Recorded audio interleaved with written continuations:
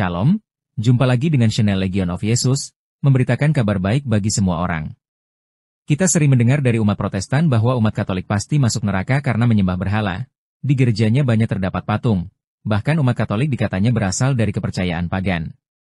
Dalam video kali ini mari kita lihat fakta-fakta sebenarnya. Dan tentunya bagaimana pengajaran gereja Katolik yang berasal dari tradisi para rasul. Sebelum memulai pembahasan kita, buat Anda yang baru menemukan channel ini silahkan subscribe karena subscribe itu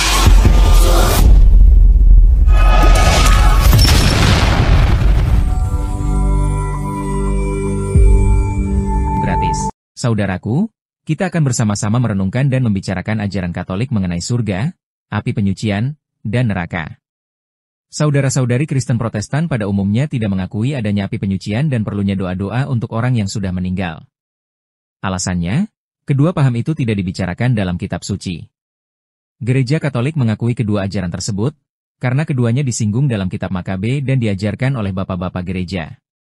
Secara resmi gereja Katolik percaya akan adanya api penyucian dan perlunya doa-doa untuk orang mati. Tulisan ini melanjutkan tulisan tentang kematian, kebangkitan badan dan kehidupan kekal. Sebelumnya kita akan melihat neraka itu apa? Neraka adalah keadaan pengucilan diri secara definitif dari persekutuan dengan Allah dan dengan para kudus in. Katekismus nomor 1033. Penderitaan neraka yang paling buruk adalah perpisahan abadi dengan Allah. Katekismus 1035.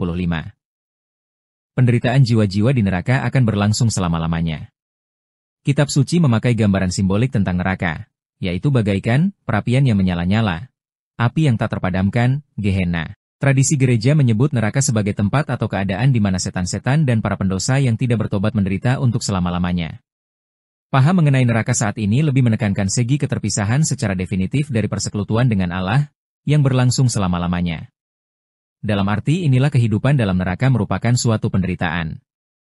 Gereja mengajarkan bahwa ada neraka dan bahwa neraka itu berlangsung untuk selama-lamanya. Berikutnya siapakah yang masuk neraka? Mereka yang masuk neraka adalah orang yang dengan sukarela memutuskan untuk tidak mencintai Allah, mereka yang berada dosa berat tanpa menyesalinya, tidak mau menerima belas kasih Allah, tidak mau mengasihi sesama lebih-lebih kaum lemah, mengingkari Tuhan dengan sukarela.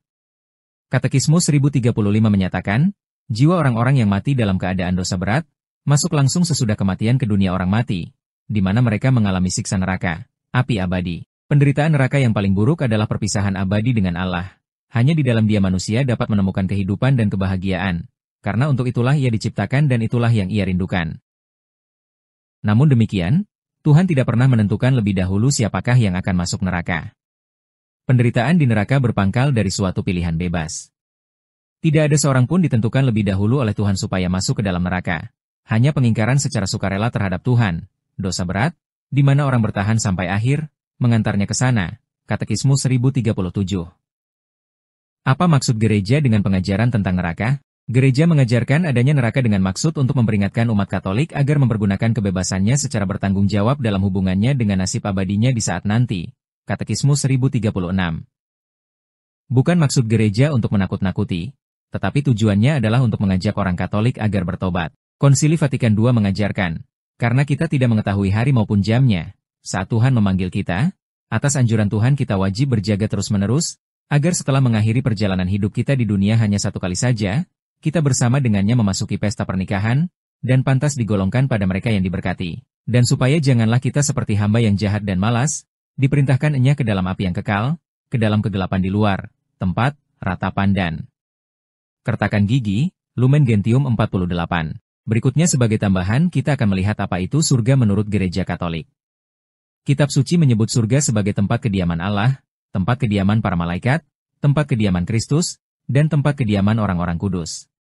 Kitab suci memakai gambaran-gambaran yang dapat ditangkap oleh manusia dengan pengalaman hidupnya untuk menunjukkan kebahagiaan surgawi, antara lain digambarkan sebagai Firdaus yang baru, Kenisah surgawi, Yerusalem baru, tanah air sejati, kerajaan Allah. Terlihat bahwa surga lebih banyak digambarkan sebagai sebuah tempat. Katekismus Gereja Katolik lebih menekankan gambaran surga sebagai suatu kondisi kehidupan yang serba sempurna jika dibandingkan dengan kehidupan manusia di dunia. Surga adalah persekutuan kehidupan abadi yang bahagia, sempurna dan penuh cinta bersama Allah Tritunggal Maha Kudus, bersama perawan Maria, para malaikat dan orang kudus. Surga merupakan keadaan bahagia sempurna, tertinggi dan definitif yang merupakan tujuan terakhir menjadi kerinduan terdalam manusia. Katekismus 1024. Seperti apakah surga yang senyatanya? Rupanya sulit bagi kita untuk menggambarkannya sekarang. Kita hidup dalam ketidaksempurnaan, sedangkan gambaran surga memuat unsur-unsur yang serba sempurna. Damai sempurna, kasih sempurna, terang yang sempurna, kemuliaan dan kebahagiaan sempurna, persatuan sempurna dengan Allah dan para kudusnya dalam kehidupan kekal.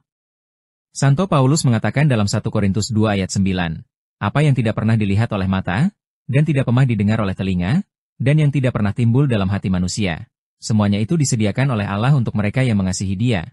Siapa saja yang boleh masuk dalam surga? Yang boleh masuk surga adalah orang yang mati dalam rahmat dan persahabatan dengan Allah dan disucikan sepenuhnya. Mereka akan hidup bersama dengan Kristus selama-lamanya dan diperkenankan memandang Allah dalam keadaan yang sebenarnya.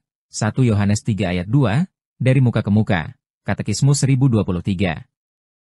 Memandang Allah dalam kemuliaan surgawinya biasa disebut sebagai pandangan yang membahagiakan. Paus Benediktus XII mewakili pendapat Gereja Katolik menyatakan, kami mendefinisikan, berkat wewenang apostolik, bahwa menurut penetapan Allah yang umum, jiwa-jiwa semua orang kudus, dan umat beriman yang lain, yang mati sesudah menerima pembaptisan suci Kristus, kalau mereka memang tidak memerlukan suatu penyucian ketika mereka mati. Atau, kalaupun ada sesuatu yang harus disucikan atau akan disucikan, ketika mereka disucikan setelah mati, sudah sebelum mereka mengenakan kembali tubuhnya dan sebelum pengadilan umum, sesudah kenaikan Tuhan, dan penyelamat kita Yesus Kristus ke surga sudah berada dan akan berada di surga, dalam kerajaan surga dan firdaus surgawi bersama Kristus, sudah bergabung pada persekutuan para malaikat yang kudus, dan sesudah penderitaan dan kematian Tuhan kita Yesus Kristus, jiwa-jiwa ini sudah melihat dan sungguh melihat hakikat ilahi dengan suatu pandangan langsung, dan bahkan dari muka ke muka, tanpa perantaraan makhluk apapun. Apakah peranan Yesus Kristus dalam membawa manusia beriman untuk masuk surga? Yesus mengalami kematian dan kebangkitan bukan untuk dirinya sendiri tetapi demi seluruh umat manusia. Dengan kematian dan kebangkitannya, Yesus telah membuka pintu surga bagi kita. Karunia hidup surgawi bagi umat manusia adalah buah penebusan Kristus. Dia mengundang semua umat manusia yang percaya dan setia padanya untuk mengambil bagian dalam kemuliaan surgawi, di mana semuanya hidup bersatu dalam kebahagiaan dan kehidupan sejati dengan Dia. Katekismus 1026. Dengan demikian, peran Yesus Kristus yang telah wafat dan bangkit adalah sebagai penyelamat sekaligus sebagai pengantara keselamatan bagi seluruh umat manusia. Jadi sebagai umat Katolik kita punya 3 jalan menuju kepada 2 tempat, yaitu surga dan neraka. Bila umat Katolik meninggal dalam keadaan rahmat seperti Santo Santa maka dia akan langsung menuju ke surga. Bila meninggal tidak dalam keadaan rahmat maka akan masuk ke api penyucian, mereka akan disucikan terlebih dahulu sebelum masuk ke surga. Berapa lama api penyucian ini tergantung dari dosa kita selama di dunia ini. Demikian yang kami sampaikan mengenai surga dan neraka. Di file berikutnya kita akan membahas api penyucian yang tidak dipelajari di dalam Protestan. Semoga bermanfaat dan menambah pengetahuan kita. Demi nama Bapa dan Putra dan Roh Kudus. Amin.